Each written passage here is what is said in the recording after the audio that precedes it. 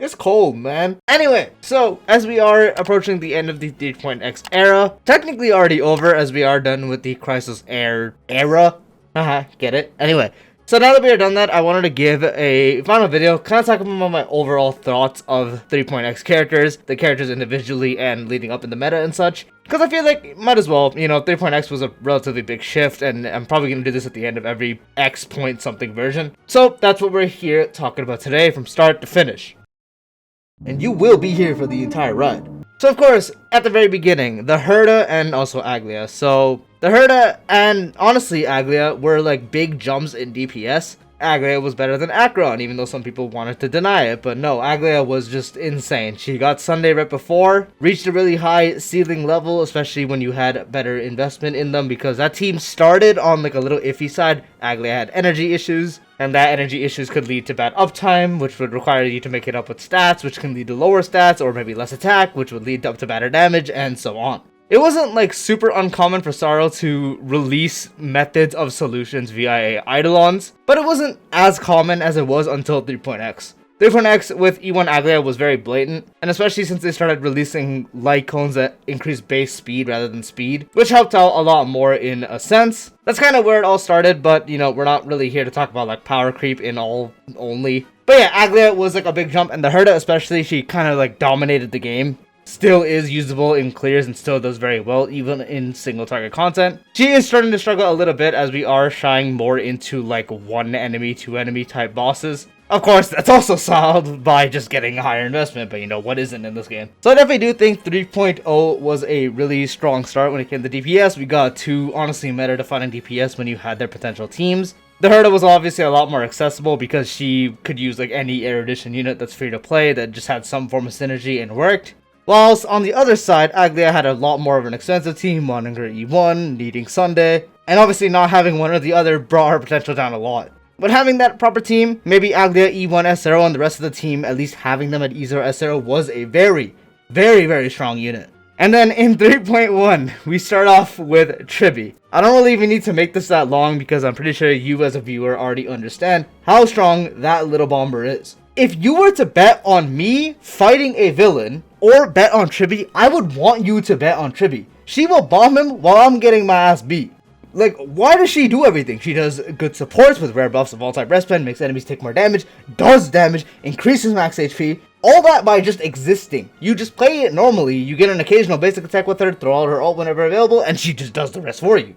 To top it all off, she probably still does have the best E1 in the game. Because what do you mean on top of all those rare buffs and strong sub DPS damage, you get true damage for your team? Which obviously does apply to her as well, so she does more damage. Tribi was probably one of the biggest jumps we've seen in the game. Like, we've already had like big harmony cases of just being super dominant. It's not like a rare thing, it's gonna happen in the future too. Ron May, we've had Robin, we count Sunday?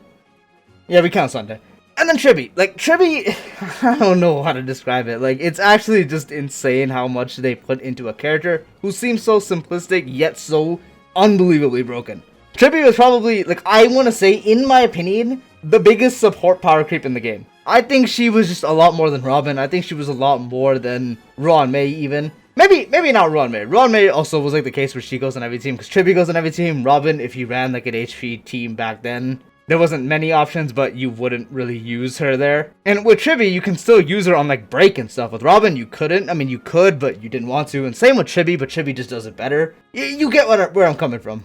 So yeah, 3.1, insane. Tribi, actual just mind-boggling unit. And then the next up was the Maide release. So Maide is really good. The problem is, I think with how strong every other 3.x character is, whether DPS or sub DPS or support or sustain, I definitely do. If I were to rank them, I'm not ranking them by the way, but I do think Maide is like the lowest when it comes to all of them. Because dude functions good, but he does have the problem of having teammates obviously shared across so many units. HP scaler in this game right now is like a debuff because you want the same supports as everyone else. And right after him was Cassius, which I'll get into in a bit. Maide fundamentally was really good. Good charge, had survivability, easy to run sustainless even if you didn't have like a super high invested in account since he had 3 revives, but then the issue of someone else dying was still there.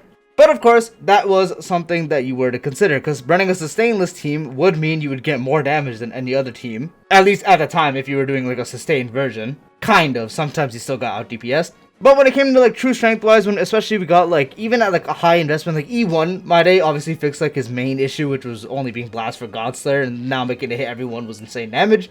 While he still works really good with the taunt, survivability, good HP amounts, good build wise because he gets so much crit rate.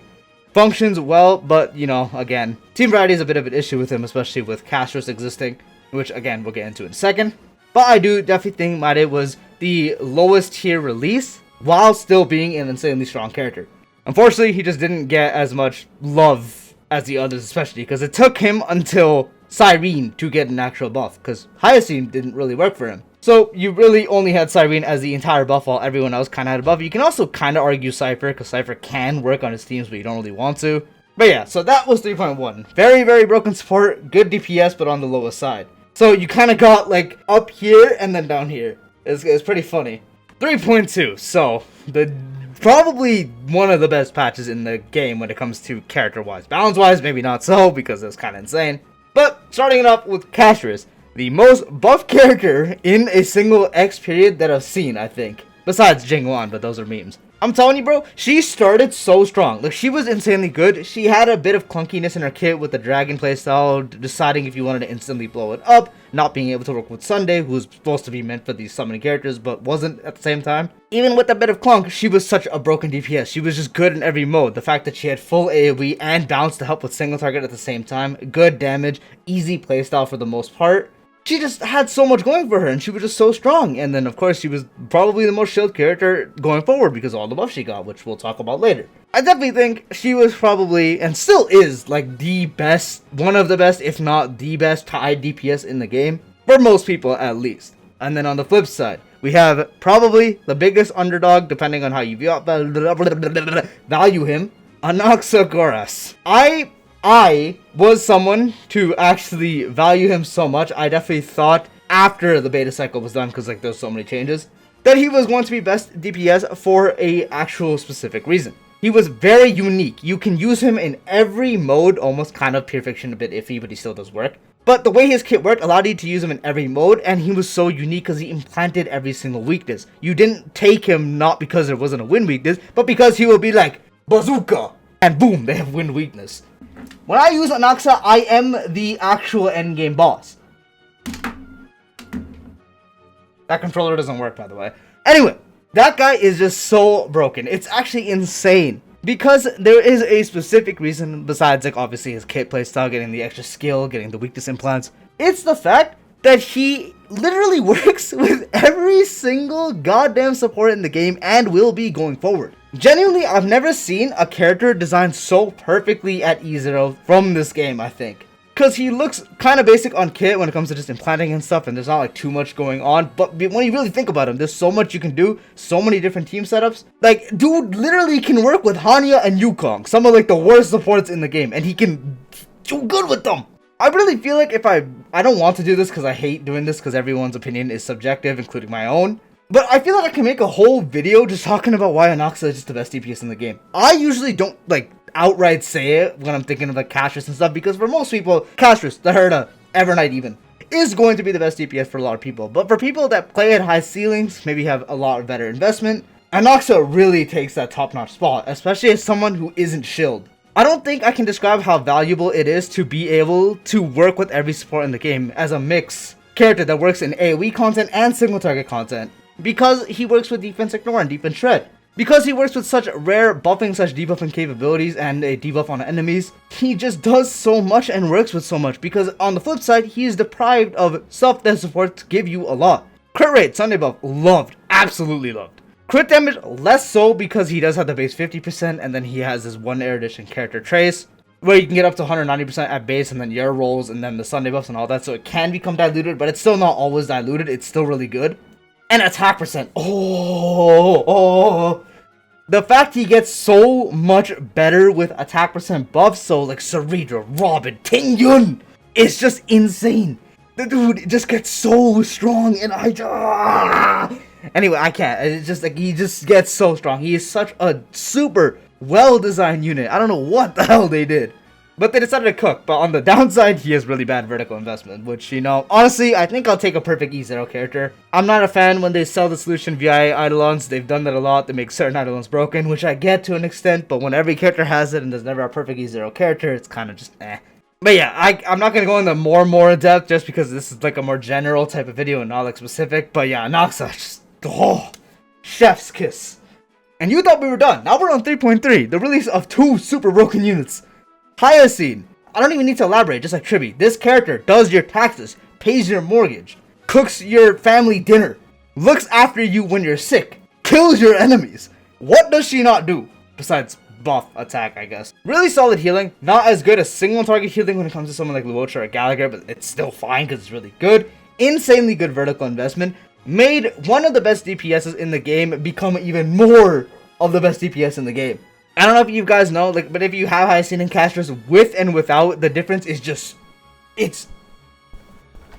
anyway, it's just insane how big of a difference Hyacine makes for Castris specifically. She was made, I think, in mind with Castris to be the best for her, but then she just ended up being, like, best in soft for so many teams just because of how good she was. She's the best for HP scalers minus My Day, unless you're doing the new Cyrene setup, which, that's later talk.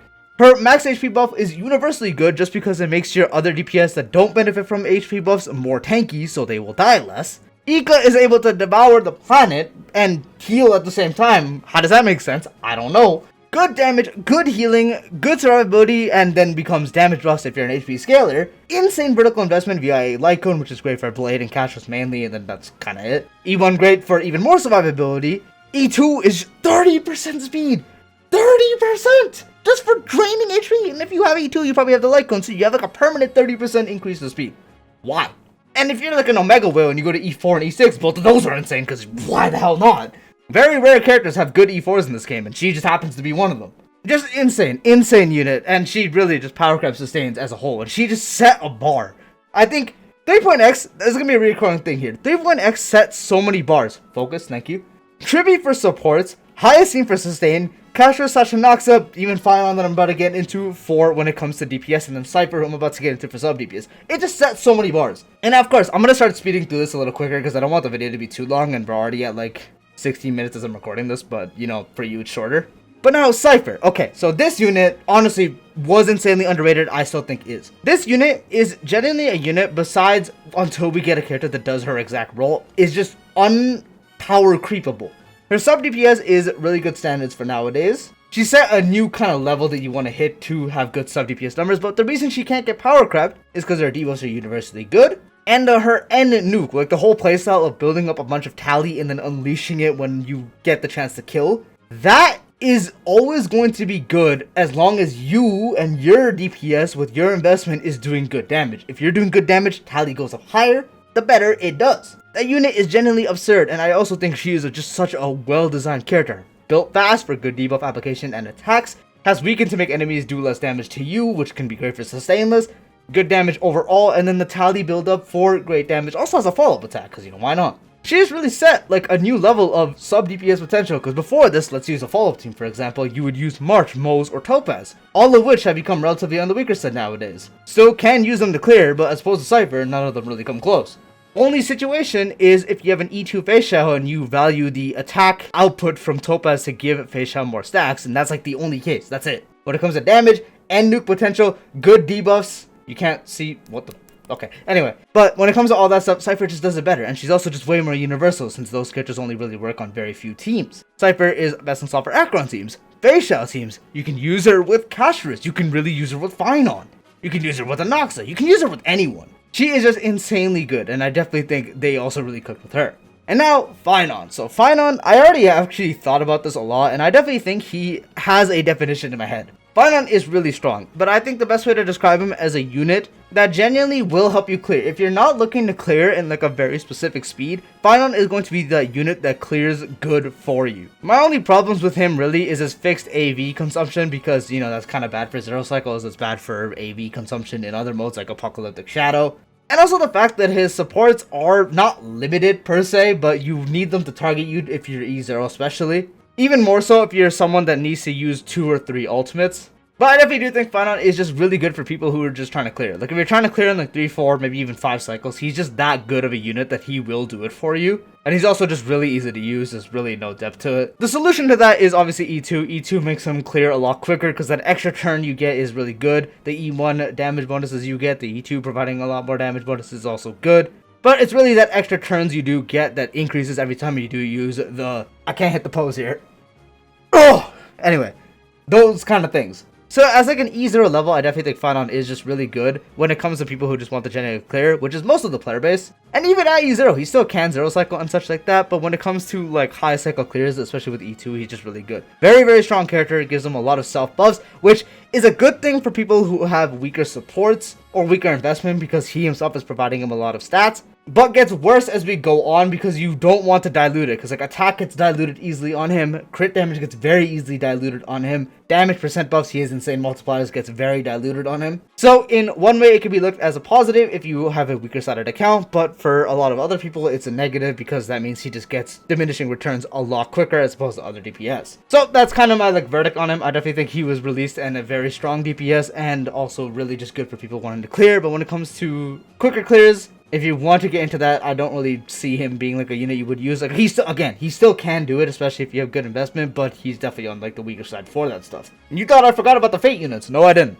Both. I'm just gonna go through this really quickly. I'm gonna speed up even more just because this video is very long. Starting with Artoria, very nice alt loop playstyle, hits everyone, covers AoE content, can be balanced, so it hits single target as well. Really just generically good in all content, has like a generic team setup, -1 setup, runs some energy supports, energy sustain or down hang, good to go. On the flip side, we have Emiya, who is debuffed, not really anymore, but debuffed when you are single target, but he honestly, in my opinion, is better than Artoria. His team is a lot harder to work around, especially because you want someone like Sparkle and you really need skill points to consume, so if you can't get around that, then he becomes really weak, but if you are able to, then he becomes really strong. The single target output and the sheer burst damage you can do to one enemy and just kill them and delete them off the field quickly is just insane. Definitely another unit that has a really high ceiling, but just does super well, especially in 0 cycling content. Only mode he doesn't really do particularly well in is obviously Pure Fiction, which he still can clear somehow. And then honestly, Anomaly he's not like the greatest in, but in like the night battles he's fine depending on the boss, but when it comes to like the actual main boss, no. There's probably a clear on there somewhere, but you probably definitely need really high investment for that. But I definitely do think both Fate units, very strong high tier characters. So if you're a collector or you want to get a collectible unit that is really good for clears, both of them fit really great. And then Emiya was also free. And 3.5 with Hyselines and Ceridra. Insane update, kind of. Hyselines, first off, please give me a chance, bro. Oh my god. I'll do anything to be with her. Anyway, so she is insane because she single-handedly, not single-handedly, with Kafka buff, brought back an archetype that we thought was just doomed. Dot before Kafka buff, even with Kafka buff, was like fine, but still like not really good. Hyselines release, Dot went from like, this is where it was when before her Kafka buff, it came like maybe like here after release, and then Hyselines release, and it's so strong now, it's insane. The fact that Hyselines can apply Dot on allies' turn, let them apply whatever Dot, prioritizing the ones they don't have. Insane vertical investment that can apply even more Dot stacks. Just insane. It's so strong. And then her debuffs is great for the team. Her Lycan can give speed, which Dot gets love more speed. Just super broken release. And again, please give me a chance. And then Ceridra. So Ceridra was probably one of the most doomed posted units of the actual like all beta cycles we got. Fair, because she is relatively niche for these skill users. She's only best in slot for really just Ceridra. She's only best in slot for really just Anaxa Finon. Both very broken characters. Allows Finon to get double meteor, which is insanely broken. Allows Anaxa to get up to 4 shots, which is insanely good, especially with good investment. She, I don't want to say like shook up meta wise, but she definitely slotted in really well and can actually work with existing characters. Like she can actually do like some funny stuff with facial. It's never optimal for anyone outside of those two teams, but is really good. And then we have Evernight. So Evernight, in my opinion, as a main DPS, honestly, I prefer her over Castris. Memoria stacks, gaining that, having the better damage that you can do, having just as good vertical, I can't speak right now, having just as good vertical investment is really good. I also didn't mention this for Anaxa, but being a sub DPS for really strong DPS is also a positive, but can be a negative because it kind of skewers how people look at these characters. A lot of people looked at Anaxa as a Daherda slave, a lot of people looked at Evernight as the actual Castro slave. Lo and behold, both are better as their own DPS. Both of them can compete at their characters that they were made for is level, and if not better in a lot of cases. Everknight's only problem is single target, which is solved by her E1. Good job, Hoyo. And then if you get her E2, she just completely goes absurd. She literally just has permanent Darkest Riddle state. Memoria stacks amplify so much, and so much there. Just an insanely powerful unit. I definitely do think they cooked on her as well. If her E1 was like nerfed down, put into her base kit, that would be probably better. Since again, the only real problem she has is the remembrance problem, mainly with light cones. The team of being an HP scaler is also a problem you can look at, and then the single target if you don't have E1. Then we have Danheng, the free character, and this guy is broken. His shielding is insanely good. His buffing for the characters he's made for, primarily Anaxa and Finon, is really good, but he works with other attack scalers very well. As a modern sustain, he does great. If your bondmate, the one you dedicate as bondmate, has really good stats, then the Soul Dragon Enhanced does insane damage. Very, very simple to build, just attack speed, go crazy. Not really much to talk about here. He's just a great pseudo buffer while also being a fantastic sustain. The only other sustain in the game that is at Hyacinth's level. Hyacinth will obviously outperform him when it comes to HP teams and teams that want some form of healing rather than shields, like mitigation, which is again HP teams. Danheng, on the other hand, for characters like Anaxa, Finon will do better. Even characters like Fei Xiao can make him do better. He's just insanely good, insanely universal. You really just don't use him on the HP drain teams because obviously you don't want to use a shield there, you want to get hit. He's also relatively SP positive, you never really have to use the skill too much. As opposed to Hyacinth, that's also a positive you can look at. And finally, the last character, Cyrene. She was made with Remembrance teams in mind. I really hope they did lean into making her better at E0 when it comes to Crisis Heirs. When you are running her on those other teams, you kind of want to get E2. If you don't have E2, you really need like a Hyacinth or like some form of Crisis Heirs setup to make her charge fast. But if you're, again, I mentioned this in my first impressions video, if you're someone that does not care about high cycle clears and you're okay with using 1, maybe 2 cycles to actually charge up her ultimate, then she's insane, because the buffs she has for these heirs are Eidolon level. Pseudo action advance for someone like Anaxa. You can make Finon stay in his ult permanently, which is great for people who can't kill in the first ultimate. Aglia immediately gains all stacks, so you can go crazy. Castris gets even more damage when it comes to her actual explosions, and if there's less enemies on the field, then even more. She is just an insanely good unit when it comes to general clearing, or if you're running her on a Remembrance team when it comes to 0 cycles, even at E0, she's just really good for those scenarios. And if you get her E2, my god, she is good with any like Crisis Heir setup. Again, my only complaint with her is 1, the E0 problems when it comes to certain Crisis Heir setups is a bit iffy. And then 2, when it comes to her actual damage proofs, besides like the true damage, she provides very little damage though, and that's about it.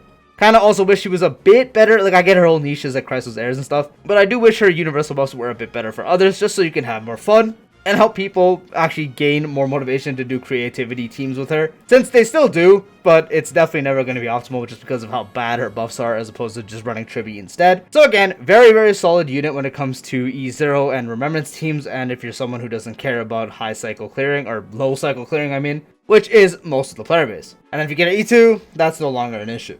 So my final verdict, as I kind of rambled on a lot, what the fuck? As I've rambled on a lot, I want to actually have a final verdict on what I do think when it comes to specifically power creep, because I know a lot of people probably clicked on this to wonder what I thought about like power creep scenarios and all. No shocker, there has been a lot of power creep. I think every character, minus maybe Maide, has been a form of power creep. Aglia for lightning DPS, the Herda for DPSs in general. A lot of these characters when it comes to DPS, I'm just going to group them together. Like Aglia, at, like I'm just going to assume right investment in teams as well. The Herda, Aglia, Castris, Anaxa, and Everknight. All these characters are just insane in their roles, and they're definitely the best of the best. When it comes to sub DPS, you have Cypher, who is definitely the best sub DPS in the game. She's just universally slotted in, one of the best slotted units besides Trivi, and that also does include Trivi when it comes to sub DPS. She goes in there as well. Buffers, you mainly look at Cyrene and also Trivi. Trivi is obviously better for more account value, as she can go anywhere outside of Crisis Heirs. When looking at just Crisis Heirs, Trivi is really good. But yeah, Trivi is really good with just Crisis Heirs, but Cyrene does usually better depending on the setup. I've already talked about her in that section, so you can go watch that again. And then yeah, so mainly for Trivi, becoming a buffer on just general wise, just super broken, set a different level of expectations. Sustain wise, Hyacinth and Danheng both just absolutely incredible, best of the best. Only team where they might not be on is like the break team, where you usually will put Gallagher or Linkshot anyways. That's literally the only teams. Oh, also, I forgot to mention Finon. Finon would go in the DPS category as well. I'm also editing this part in because I forgot to mention Hyacinth and Saridra at this part of the video. Hyacinth would go technically with the DPSs. She, again, revived that archetype and made it really, really strong. And definitely is a character that would be, like, up in, like, the power creep, shook the meta, like, type deal. Sarija for buffers would probably be on like the lower, like I can't say lower side because she's with such 2 broken DPS. Like I want to put her up there, but she's not Tribi level. Like let me get that straight, she's not Tribi level. You can kind of rank her like with Cyrene, maybe. I don't really know where I'd want to put her just because she's with these 2 really good DPS. She can work on some other stuff, which is suboptimal, but it's still like fine, especially if you don't have like the actual optimal stuff. But like she definitely works. So I don't know. I think I'm gonna like if I were to rank, I would kind of just put her like on like the like iffy side. Like again, like Tribi is like like up here. Like Cyrene might be like here for most part, and like Sabija would be like around that like side. I think. Again, like the only one is Maide, who again, don't get me wrong, is really strong. But when it comes to like the level of all these other characters, I definitely think he would not be above any of them. But that does bring this video to a close, going over every 3.7 update, what I thought about the units, mainly kit and meta wise, then giving my final thoughts on it just to bring some relevance to whatever I'm saying. Of course, this is all my opinion. You might think differently when it comes to any of this. I'm not really placing them on a tier or anything. I'm just kind of giving my own thoughts. Definitely feel free to comment your thoughts in the comments below. I almost said description. And feel free to discuss. If you did find this video enjoyable, dropping a like would be greatly appreciated. And if you're new to the channel or haven't done so already, be sure to subscribe and turn the bell for more videos like this along with all other types of Star Wars content. Check the description to join the Discord server, and also check out my Arknights channel if you are interested in Arknights at all. And if you're not, get into it. Anyway, peace. Oh!